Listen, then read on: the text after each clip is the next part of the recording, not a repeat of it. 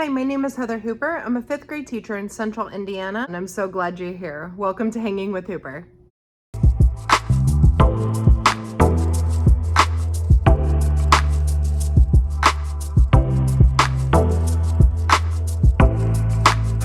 So today I'm pretty much done with my room. I have some small things that I need to do, but I thought that I would do a classroom tour.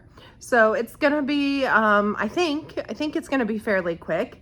But first I would like to say thank you to the new subscribers. Like I just said, I am Heather Hooper. I've been doing this for a long time. I started to learn a lot from other teachers a few years ago on social media, through YouTube, watching YouTube videos, and I thought, I've been doing it for a while. I can probably share something, and that's what we're here for. I am not here for fancy videos. I don't edit well. I don't always present myself well. Sometimes I'm a hot mess. But I just want to share what I do in education. I'm not super creative, but I like learning from others, and I try to implement those things into my classroom. And so those are the types of things that I'm here to share with you. So thank you for joining me on this journey, and hopefully you get something out of it. So now that we have that out of the way, let's get on to our classroom tour. So first, I'm gonna turn the lights on just for lighting purposes, but I don't generally turn them on. I am fortunate enough that I can, so far, have lights up in my room and have lamps. The overhead lights tend to give me a headache, and it just is too much sometimes. So this is generally what my room looks like. But I'm gonna turn the regular lights on so that we have some better lighting. Okay, there we go, that's much better. So we are currently right at the door when you come in, and I'm just gonna work my way around the room. All right, so when you come in right at the room and you turn to your left, we have all of these are student cubbies.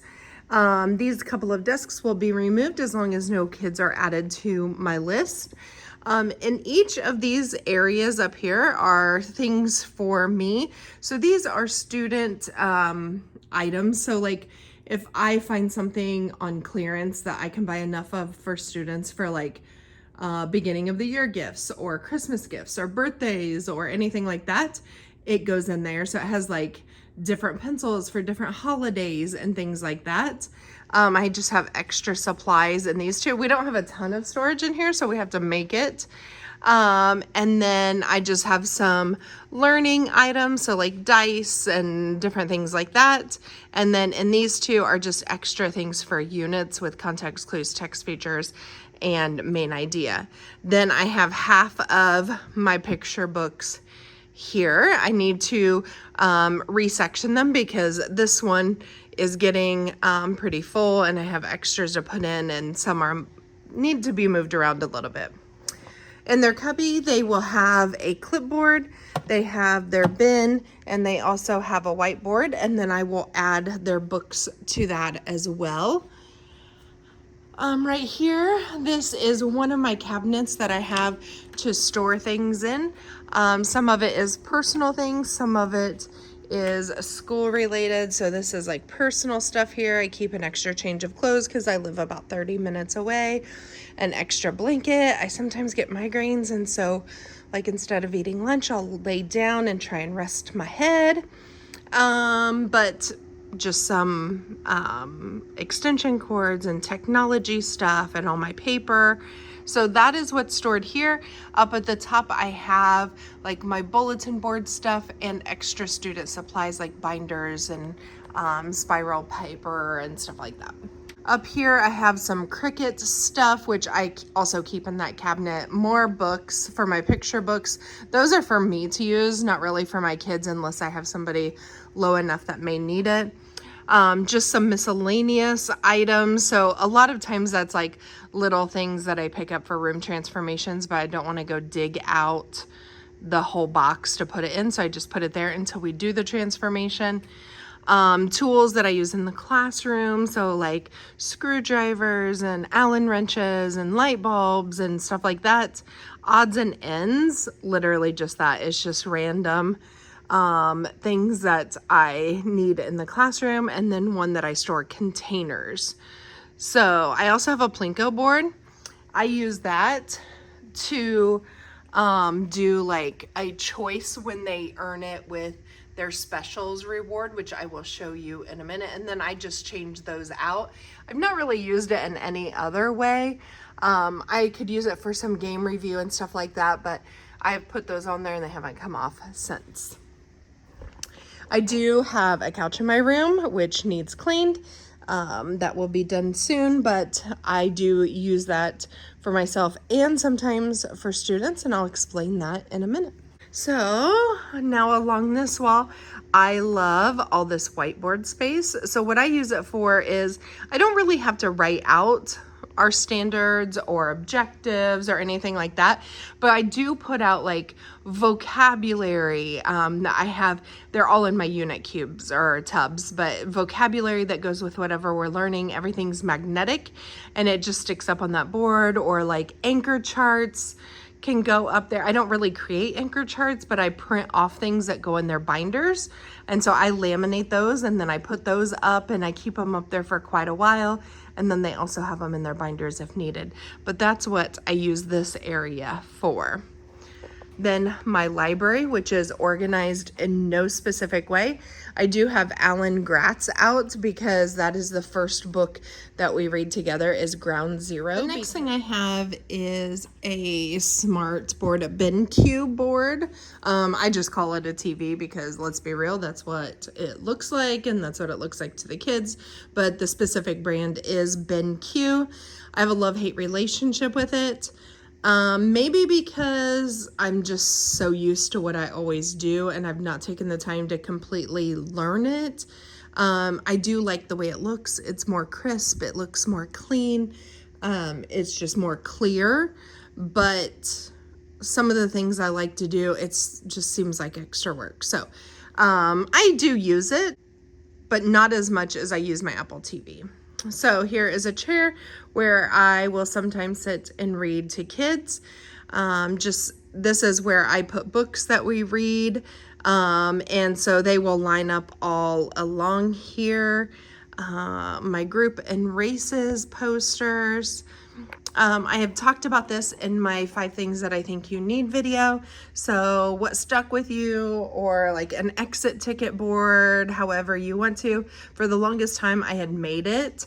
But when I was shopping a couple years ago, I had found this one and I just used my Cricut to put the numbers on. I didn't laminate it because the Post-its seem to stick a little bit better without it being laminated. I also teach kids how to use a Post-it and tear off a Post-it so that they stick better. Because if you flip it up to take it off, it doesn't stick as well as if you flip it like you're turning a page in a book to take it off. So that's a teacher tip if you didn't know that already. This is the book that we will read, and so I always just put our class read aloud up here. These are 2 extra student copies. I will keep my teacher copy there. This is just a magnetic phone holder that I sometimes use when I'm doing videos. My timer. This I will write on to show examples for writing so that it stays up there, and to remind them that their 3 holes go on this side. This is Mr. Hot Potato. I ordered him on Amazon and I use that most of the time for like a review when my kids seem to really have a topic. Usually in math or vocabulary, something that's quick, and they pass the hot potato and whoever ends up with it has to either do the problem or answer the question or something like that. So I don't tend to do that until we're like reviewing for a test or something and they should have the concept. These are just my Crayola whiteboard markers that I keep up high because they are mine only and they are my favorite, as they are with most people. So that is the front of my room. I do have the choice is yours because we talk about choice so much in here for so many different reasons. So I like to keep that at the front of the board. So that is what that looks like. I do have my daily schedule over here. This needs to be changed a little bit. I just write the date up here. Maybe one day I'll make some, I'll make some numbers and stuff, and so I can just put it up there. But for now, I just write it. And then things to remember is usually things that are going on at school, celebrations. I do like for birthdays, or if I know there's a sports thing that happened and they won, or if somebody got an A on a test or something like that, I will put that here. And then right here, these two pockets, this is how I choose who's going to sit on the couch for the day. So they can sit back on the couch to work, but when we're learning, they're either up front on the carpet or at their seat. But when it is their learning time and they are working, they are allowed to sit back there. So I choose 2 kids per day to do that. And so that is what I use those for. I do have the moving desk that you can adjust the height. That is a new addition this year that my husband put together for me. Right here, I put candy in here. This year I have M&Ms. I'm just waiting for school to start to put those in there. And when kids pass math facts, they get a quarter, and they get like all their math facts. So they should be able to do most of them anyway. But when they pass their 12s, they get it. And then also when they do their division, they also get candy for that. I've also handed out candy for other reasons, like if a sub leaves their name or something. I am not a rewards teacher. I'm not a rewards teacher. I feel like kids need to intrinsically want to do well. And so that's what I promote in my class. However, there are times when I do hand things out because it's nice to get a treat every once in a while. So that is what that is for. All right, so this system right here is a system that I love. All right, so it's somewhat organized, but it needs redone only because like these are not organized in here because I ran out of room.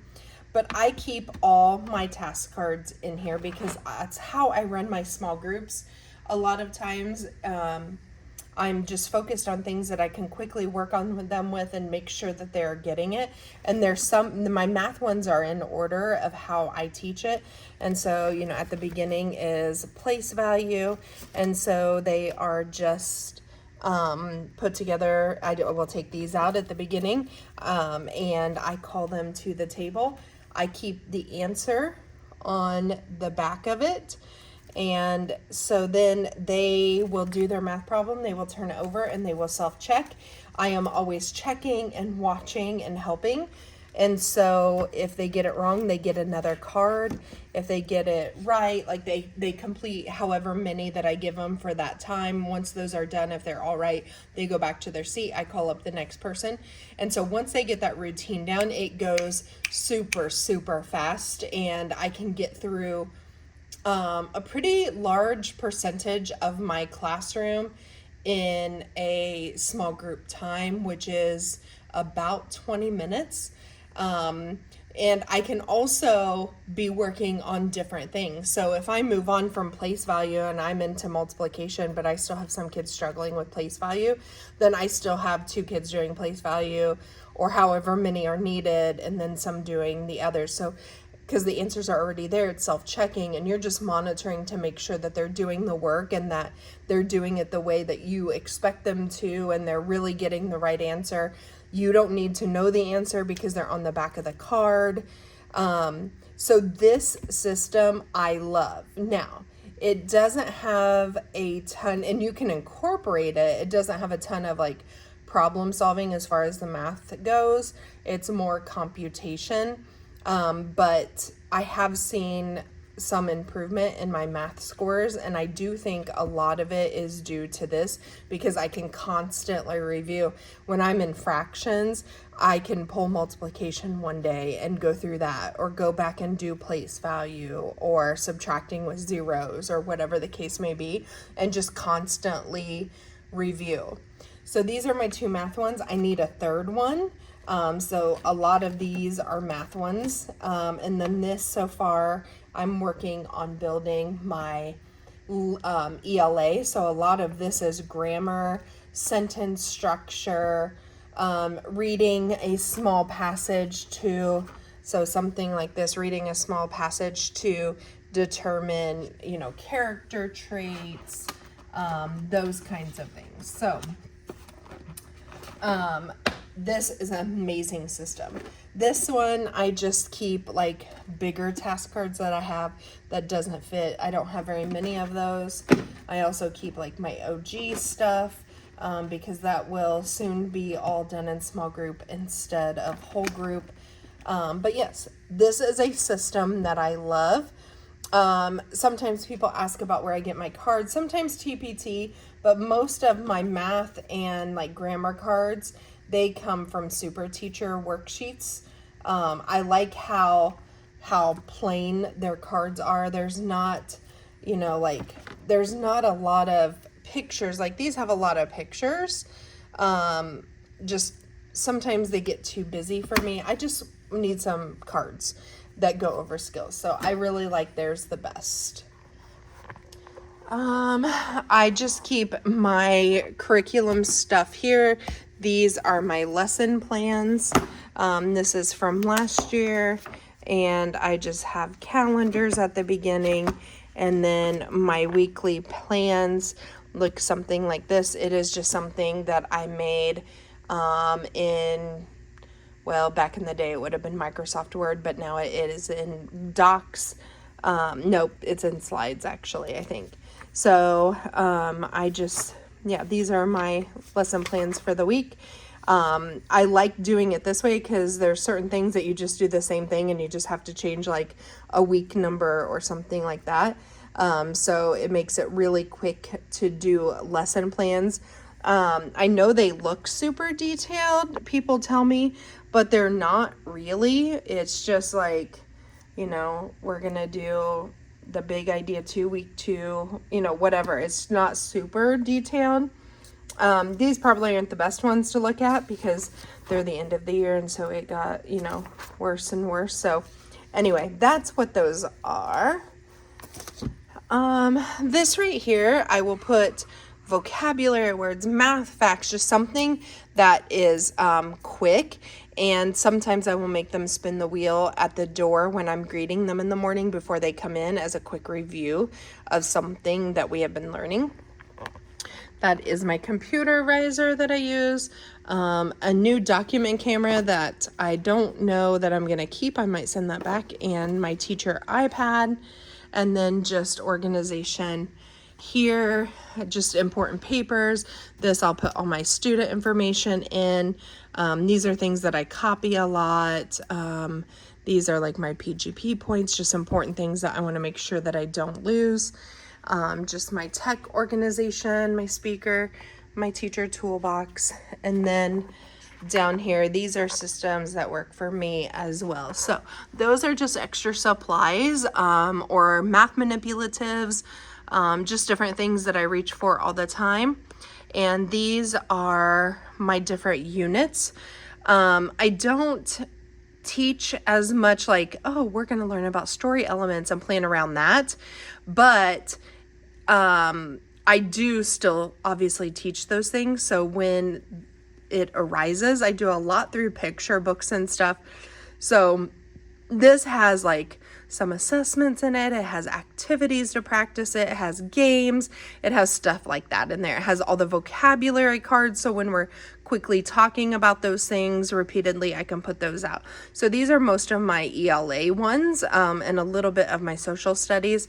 And this is just for extra things that don't fit in those. And then I do have a sink in my room with a drinking fountain. And then this is my second cabinet. This is the only other spot I have to store besides above here. So up at the top, I have different room transformations. So I have Easter, Christmas, St. Patrick's Day, extra holiday decor, meet the teacher night, and we do a Halloween fall transformation as well. So those are up there. And then those are extra containers, just extra things, my hole puncher, and then just organization. These are my math bins, and that's how I do my weekly copies. These are extra bins more for like monthly things. Labels, envelopes, thank you cards, class materials are like extra supplies and stuff like that. And then the gift box is the birthday box with my my paper cutter and my laminator. On my whiteboard table, something that I have that I really like are these little drawers. Now this one comes all the way out. That's the only thing I hate. I don't think it was intended that way because I can feel the stoppers there, but for some reason it doesn't work right, but I'm so used to it now, it's not usually a problem. So just keep extra things there. And then I also have one on this side. See, this one has a stopper where I keep different Post-its and pieces of paper when I'm helping kids. And then I'm to my small group cart. So this is an easy way to sort your work. So I just took 2 paper folders and I taped it. I've had this for so long, probably like 15 years, which is crazy to me. I've had to restaple it multiple times, you can see. But what I do is I just have like writing, math, reading, and science and social studies, which I don't typically do much with that. But if there's work that I need to go over with kids, I will put it in here. And during small group, I might have some working on task cards and then me going over some work or having conversations about how they did on something from this folder. So that is a system that I really love. This just has all of my 1-minute timed fluency tests and stuff like that. Whiteboard markers for the kids to use so they don't have to. I am old school enough. I believe that it is still okay to memorize, and we have taken that away from our kids in a way. There's not a lot of things that they have to remember with the technology that we have today. I am thankful that my phone remembers everything because I can't make it through life without it. But I do think we still need to memorize math facts, especially because all of 5th grade math is based around multiplication. And if they don't know their multiplication facts, they struggle with math. So my kids have to test with me at least once a week, and I do them individually. So I start with 5s, then I do 10s, then I do 11s, and then I do 2s. So those are the 4 that I start with because most of the time the kids know those. Then we go into the harder ones. But they have to come up and they have to test with me once a week. And so how I do that is I have, do I have it? This is what I do for math facts. I keep this on a clipboard. I use this all year long. And they have 10 minutes every single day that they're working on math facts. So at the beginning of the year, they're doing flashcards at their seat. And I have over here, I have each number separated out so they're learning them individually. Then I will move into giving them the iPad app, and then I will incorporate games and stuff like that. So there are different ways that they practice their math facts, but I also call them up to my table once a week, and they have to go through them with me so that they have some accountability. And if they're not passing them, you know, the first time I'm like, you need to study them. You have 50 minutes a week in class and you can study them at home. It's 12 facts. You can do this. You can memorize them. And then if they don't the second time, I might send a message, hey, you know, can you work with a message to home? Can you work with them on this? And that really helps. So if you look at my paper, the yellow is the multiplication And once they pass the multiplication, then I time them on a deck that has like 92 cards or something, and I time them how long it takes them to do those. I just want to make sure they have them, and I didn't call them at a time where they had just practiced them and got them all right, and it's like fresh in their minds. I want to make sure. So they have to go through and do them in a time. Once they do this 4 times and I know that they have them, then we go back and do division. And I just do them in order because at that point it's so much to keep track of that we just do 2s. I do them, and this is the order I do them in. So 2s, 5s, 10s, 11s, and so on. And then we'll do the division. So that is a system that really works for me, and it's only 10 minutes out of my math time, and it's right after recess, so they come in and they immediately start. And it's I've had an observation during that time, and they're always amazed that the kids just come in and get busy because I'm sometimes a couple minutes behind them because of recess duty and getting kids out of the bathroom and stuff like that. And they're always amazed that the kids just come in and get busy and do what they're supposed to do. So these are the cards that I use with the kids. And I just have these acrylic holders that fits them perfectly. And I just separate them with these little tabs. And so I just, if they're on 3s, I pull out the 3s and we go through them. And it is something that really works for my class. So that is my small group cards. I do have a sticker store that I change them out frequently. Right here is, I need to do some new labels. I haven't gotten to those. This is going to be for their folders, their weekly folders. But then these are just like, I like to do soft starts occasionally, especially on Fridays. Fridays are a little bit laid back for me. And then down here are the games.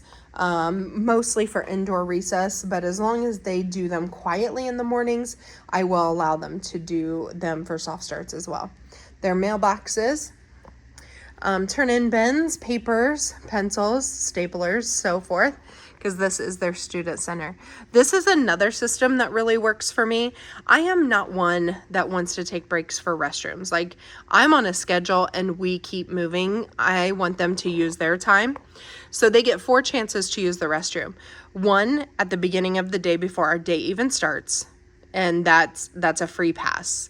Then we also go right before lunch. So that's a free pass. They can leave the room 2 times. So they will come in, they automatically move their magnet, whether they brought their lunch from home or they're eating a school lunch. So that allows me to do attendance, which actually I have a student do because I'm horrible about remembering it. Teacher tip, give out jobs that you don't remember to do or you don't like to do. There's always a kid that likes to do it. But anyway, I just choose a very responsible student. They do it near me so that I kind of know it's done, that kind of thing. But I'm not responsible to do it. They are. But they just move it. If they need to go to the restroom, they move their pass here. They will just stand at this board because my peripheral vision's pretty good. When I see them standing, I will nod at them. They will take their magnet and move it to restroom pass 1. If they do it twice, they will obviously move it to twice. It's not that they can't leave for the restroom again, but if it becomes constant, then they have to lose they don't lose recess, they have to walk at recess for a small amount of time, because if they're choosing to walk, then it's important. If they sit back down, they just wanted to break outside of the classroom. So that is a system that really works for me as well. The other system that works really well for me are these magnetic pocket folders. You can see there's the big magnet on the back of here, and this holds like a whole set of class papers, plus some. I've put books in these. They are awesome. And so I put their daily papers. I hate passing out papers. I think it takes too much time. It wastes too much time. And I am very much about move. The more you can move, the less behaviors you have. They don't have time to act up. They don't have time for things. So I put their papers in here. Once they check in in the morning, they grab one of each of the papers and they will put them on their clipboards because those are the papers we're using for the day. I teach them to put them in order so that they're ready to go throughout the day. And if it's on their clipboard at the end of the day, that's something that probably needs to be done, or it's continuing until tomorrow. It's a wonderful system that has really helped a lot of my kids know what their homework is, if they even have any. I'm not a homework person. Their homework is just if they don't finish it in class, they must take it home to finish it. The boys and girls, they put their number, so if they're in the restroom, then I know who is out, and so do the others, so they can see when they come back so that they can go. So this is where no-name papers go, so it's in a place where they can see it because they're always at the student center. Another system that really works for me is this, and I know my other teaching partner does that. I'm not sure about the third one. But they take this and they can earn points. They can earn 2 if they're amazing. If they're pretty good class, they get 1 point. And sometimes they get points, but some students will get their name put on the board. If I get their name twice within a reward jar period, they lose the reward. Sometimes they don't get any points and they tell me what they did wrong, and then we have a conversation when we come back. Once the jar is full, they get a reward. Most of the time they're free rewards, but every once in a while it might be like a sticker, or it could be extra recess, or we do the Plinko board, and so things like that. So I tried to make it very cheap because I want them to be rewarded for good behavior, but it's not something that's constant either. So that has always worked for me. I've done that for probably 4 years. My specials teachers are used to it. They can also earn a point, or I guess a star, if we're in the hallway and they get a compliment from an adult. They can also earn it that way. Another system that really works for me is a wonder wall. This isn't a new thing, but if you've never heard of a wonder wall, it has saved me many a time. When you're learning about something, specifically science and social studies, actually, and it happens in reading all the time too because of picture books, but if they have questions about things, I remind them that as much as I would love to know everything, I do not, and they need to go write their question on the wonder wall because it's something you're wondering about. The thing is, they have to write it correctly, grammatically, and it has to make sense. It has to be a complete sentence, a complete question. And if it's not, it's erased. And then when there is enough up here, then I will do a wonder day. So the wonder day is just they get to choose something that is on the board and they get to research it, and they get to present or compile the information in different ways. So we start with just doing posters, and then we do slideshows, and then I introduce them to Canva, and then after that they can kind of choose how they're going to do their information. Sometimes I'll let them make, games or whatever. And it's a time where maybe I wasn't feeling well and I need something quick to do, or I'm gonna be gone and I can have a sub do it, because the kids love it and it can take up most of my morning. It's a very good time filler, but they're still learning. They're learning all kinds of things. So it is a system that I will continue to use. And we are back to the front of the room. So this is my room.